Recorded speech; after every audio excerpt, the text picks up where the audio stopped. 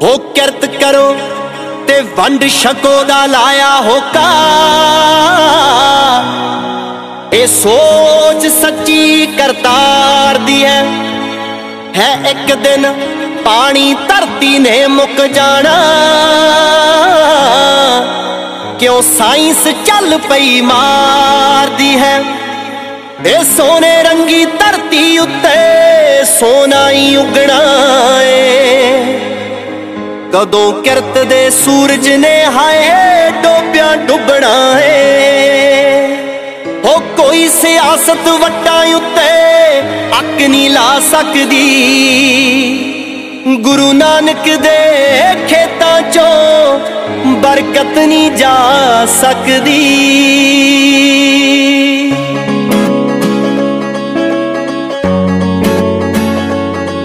बाबा मच्छियां चराउंदा दिसदा ए। पानी खेतां नूं लाउंदा दिसदा ए। हट सच दी चलाउंदा दिसदा ए। नाल लंगर छकाउंदा दिसदा ए। बाबा मच्छियां चराउंदा दिसदा ए।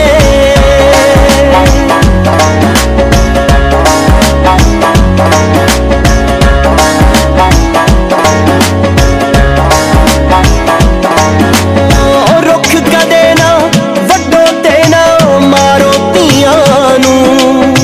मेले मिलदे रहने आ सरहंद दियां नीहां नूं। क्यों बीत कौकियां वालिया बदली मत नहीं जा सकदी। गुरु नानक दे खेतां चों बरकत नहीं जा सकदी। बाबा मच्छियां चराउंदा दिसदा ए। पानी खेतां नूं लाउंदा दिसदा ए। हट सच दी चलाउंदा दिसदा ए। नाल लंगर छकाउंदा दिसदा ए। बाबा मच्छियां चराउंदा दिसदा ए।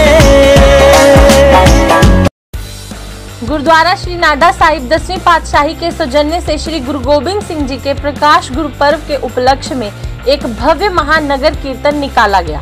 जानकारी देते हुए गुरुद्वारा के हेड ग्रंथी सरदार जगजीत सिंह ने बताया कि यह महानगर कीर्तन गुरु ग्रंथ साहिब जी की छत्रछाया और 5 प्यारों की अगुवाई में निकाला गया।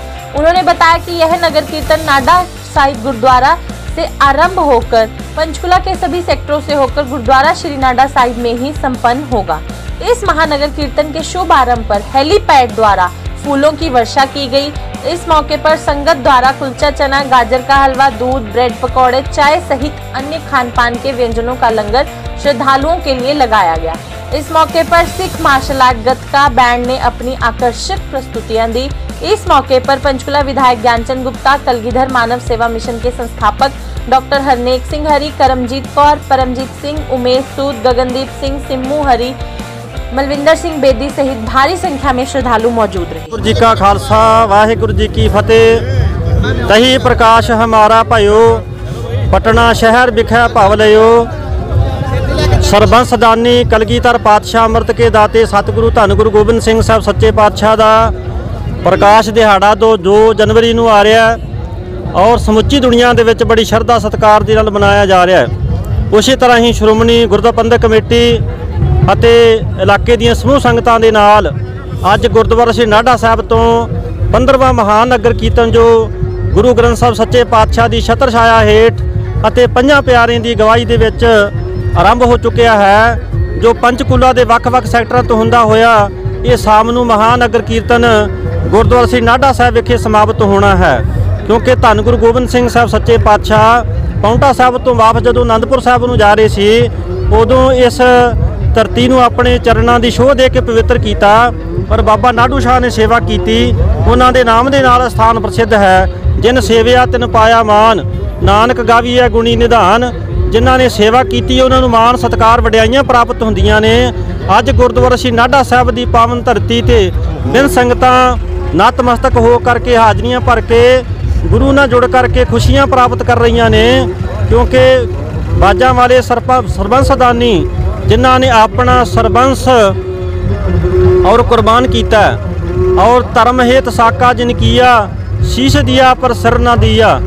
धन गुरु गोबिंद सिंह साहब सच्चे पातशाह ने जिन्हें 9 साल की उम्र में अपना पिता ਔਰ ਤਿਲਕ ਜੰਜੂ ਦੀ ਰਾਖੀ ਵਾਸਤੇ ਤੋਰਿਆ ਔਰ ਆਪਣਾ ਸਰਬੰਸ ਆਪਣੇ ਬੱਚੇ ਕੌਮ ਦੀ ਝੋਲੀ ਵਿੱਚ ਪਾਏ ਔਰ ਜ਼ੁਲਮ ਦਾ ਖਾਤਮਾ ਕੀਤਾ। ਧੰਨ ਗੁਰੂ ਗੋਬਿੰਦ ਸਿੰਘ ਸਾਹਿਬ ਸੱਚੇ ਪਾਤਸ਼ਾਹ ਨੇ ਸਭਨਾਂ ਨੂੰ ਮਾਨਸ ਕੀ ਜਾਤ ਸਭਾ ਏਕ ਹੈ ਪਹਿਚਾਨ ਪੋ ਵਾਲਾ ਉਪਦੇਸ਼ ਜਿਹੜਾ ਦਿੱਤਾ ਹੈ।